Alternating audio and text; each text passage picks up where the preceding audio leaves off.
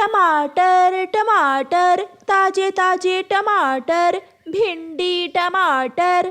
ये टमाटर तो 3 दिन से बिक ही नहीं रहे। अगर आज भी ना बिके तो सारे गल सड़ जाएंगे।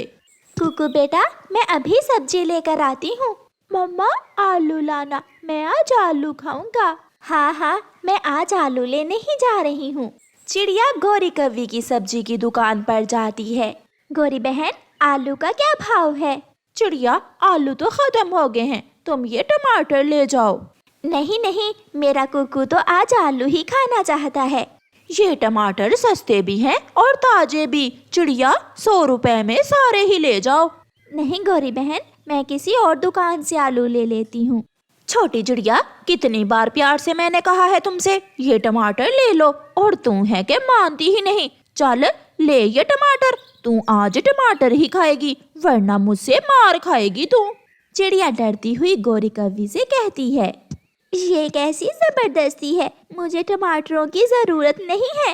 मगर डरा धमका कर गौरी कव्वी भी अपने टमाटर चिड़िया को बेच ही देती है। सारा दिन सब्जी बेचने के बाद गौरी कव्वी घर जाती है। कालू कौवा उसका पति सोया हुआ था। उठ जा आलसी कालू, अब तो रात फिर से होने वाली है। मेरी मोटरसाइकिल के लिए पैसे बने क्या? सब्जी बेचने से इतनी कमाई नहीं होती, जो बचता है उससे घर का राशन ही पूरा होता है। अगर मैं तुझे फ्री में सब्जी ला कर दूं, तो फिर क्या तुम मुझे मोटरसाइकिल के लिए पैसे दे दोगी? फ्री में सब्जी? क्या तेरे बाप के सब्जी के खेत हैं? हाँ, मेरे बाप के ही समझो। फिर दूसरे दिन सुबह सवेरे ही कालू कौवा इंसानों की बस्ती में जाता है। वो किसान के खेत में जाकर छुप कर बैठ जाता है और अपनी टोकरी में किसान की सब्जियां चुरा चुरा कर रखने लगता है। वो थोड़ी ही देर में टमाटर, प्याज और भिंडी चुरा लेता है। किसान थोड़ी दूर काम कर रहा था, उसे पता ही नहीं चलता और कौवा किसान की सब्जी चुरा कर भाग जाता है। मैं ले आया गौरी। लो, अब ये सब्जी तुम सस्ते भाव में ही बेच दो। अब देखना कैसे दुगनी कमाई होती है। कालू जी, अगर मुफ्त में सब्जी ला ला कर बेचते रहे फिर तो हम दिनों में ही अमीर बन सकते हैं। अब ऐसा ही होगा, अब मैं लूंगा मोटरसाइकिल। उस दिन के बाद कालू कौवे ने तो काम ही बना लिया था। वो हर रोज किसान के खेत में जाता और उसकी सब्जी चुरा कर भाग जाता। एक दिन कौवा किसान की सब्जी चुरा रहा था कि उसे तोता देख लेता है। तोता गौरी कव्वी के पास जाता है। गौरी गौरी, तेरा पति ये सब्जी मंडी से नहीं बल्कि किसान के खेत से चुरा कर लाता है। ओए मोटी चोंच वाले, तुझे क्या, मेरा पति जो भी करे, तू कौन होता है मेरे कालू कव्वे पति जी के बारे में ऐसी बातें करने वाला? जब पकड़े जाओगे तो फिर मैं पूछूंगा।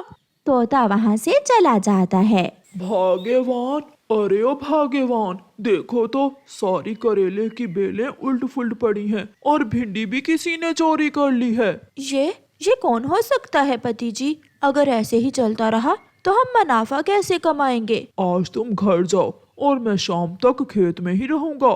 फिर किसान की पत्नी घर चली जाती है और किसान सब्जी के खेत के एक तरफ बड़ी बड़ी बेलों में छुपकर बैठ जाता है।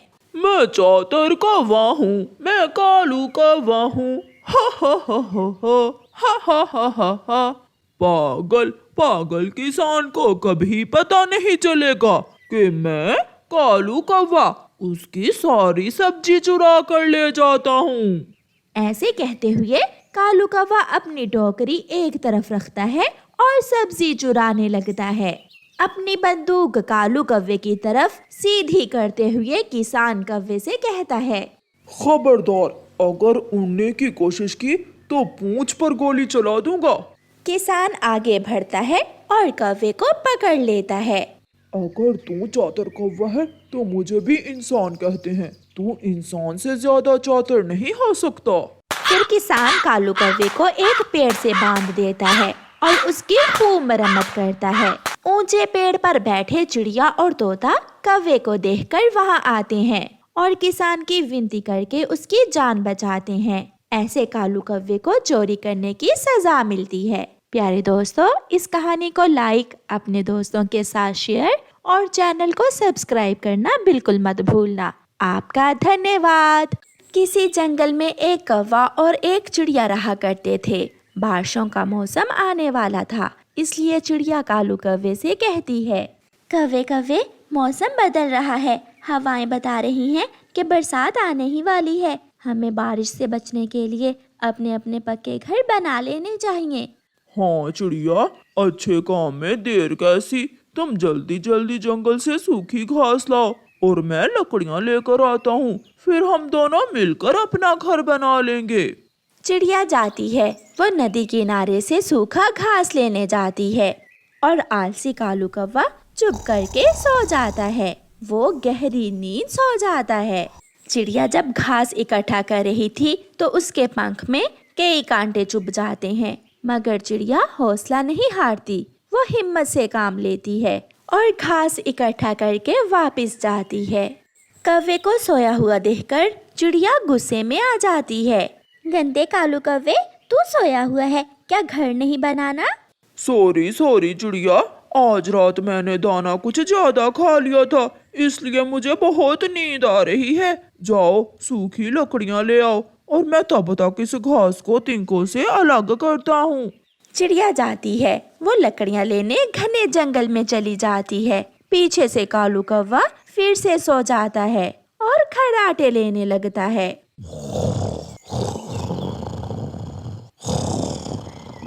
चिड़िया चिड़िया, क्या तुमने अपना पक्का घर बना लिया है? नहीं, कहाँ तोते, अभी कहाँ। मैं और कालू कौवा मिलकर घर बनाने का काम कर रहे हैं। ये सुनकर तोता हंसने लग जाता है। अरे तोते भैया, तुम हंसने क्यों लग गए? मैं अभी अभी उधर से ही आ रहा हूँ। कालू कौवा तो खर्राटे लिए सो रहा है। ये सुनकर चिड़िया वापस भागती है। बेशरम कालू कौवे, अब मैं तेरा कभी एतबार नहीं करूँगी। तू मुझे काम पर लगाता है और खुद सो जाता है। तेरे जैसे आलसी कौवे के साथ मैं नहीं अब रहने वाली। कौवा फिर से नाटक करता है। चिड़िया चिड़िया, सुंदर चिड़िया, जो हुआ मुझे माफ कर दो। आपके बाद मैं मेहनत करूँगा। मैं लकड़ियाँ जोड़कर कील लगाता हूँ, तब तक तुम दाना ले आओ। वो ऐसा है ना कि जब भी मैं काम करता हूँ मुझे भूख बहुत लग जाती है। फिर चिड़िया दाना लेने चली जाती है और कौवा 2-4 तिनके जोड़कर फिर से सो जाता है। वो इतना आलसी था कि हर समय सोया ही रहता था। जब चिड़िया दाना लेकर आती है तो कौवा फिर से सोया हुआ था। तुम फिर सोगे? इसका मतलब तुम नहीं सुधरोगे। मैं भूल गया था, आगे का काम मैं भूल गया था। चिड़िया, अब तुम ही बताओ, अगर मैंने कोई लकड़ी उल्टी फुल्टी लगा दी तो घर टूट जाएगा और हम दोनों मरेंगे। ठीक है, तुम दाने का ख्याल रखो और मैं घर की लकड़ियाँ जोड़ती हूँ। फिर चिड़िया काम पर लग जाती है और कालू कौवा चिड़िया का लाया हुआ सारा ही दाना खा लेता है। चिड़िया घर बना लेती है। अरे कालू कौवे, दाना कहाँ गया? दाना दाना तो मेरे पेट में है और मैं गया घर के अंदर। कौवा ऐसे कहते हुए जल्दी से घर के अंदर जाकर अंदर से कुंडी लगा लेता है। कौवे कौवे, दरवाजा खोलो। दुष्ट कौवे, मैंने मेहनत की, मैं घास लाई, लकड़ियाँ लाई, घर बनाया और तुमने कब्जा कर लिया। ये न्याय नहीं है। खिड़की से कौवा बोलता है। तुम्हें किसने कहा था कि मुझ जैसे कौवे पर एतबार करो? अब तुम मरोगी तेज बारिश में। मौसम खराब हो रहा था। चिड़िया डरी हुई थी। वो उड़ती है।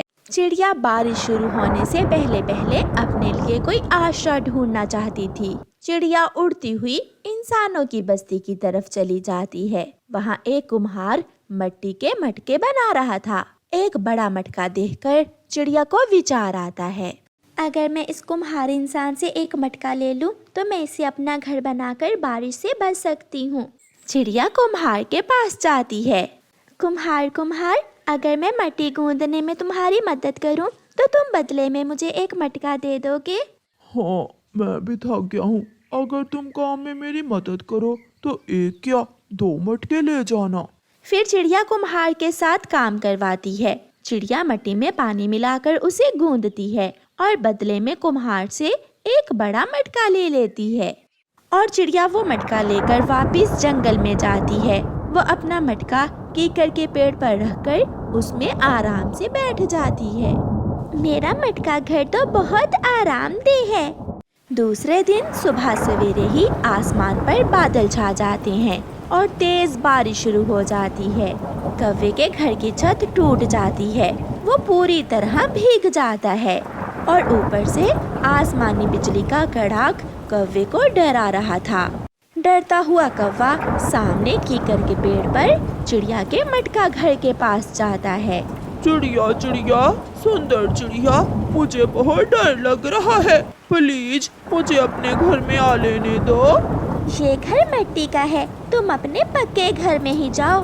चिड़िया चिड़िया, मुझे डर लग रहा है। तो किसने कहा था इतनी चालाकी करने को? अब जाओ यहाँ से, यहाँ तुम्हें कुछ मिलने वाला नहीं है। फिर कौवा सारी रात पेड़ की डाल पर बैठकर गुजारता है और चिड़िया आराम से अपने मटका घर में मीठी नींद सोई रहती है। प्यारे दोस्तों, इस कहानी को लाइक, अपने दोस्तों के साथ शेयर और चैनल को सब्सक्राइब करना बिल्कुल मत भूलना। आपका धन्यवाद।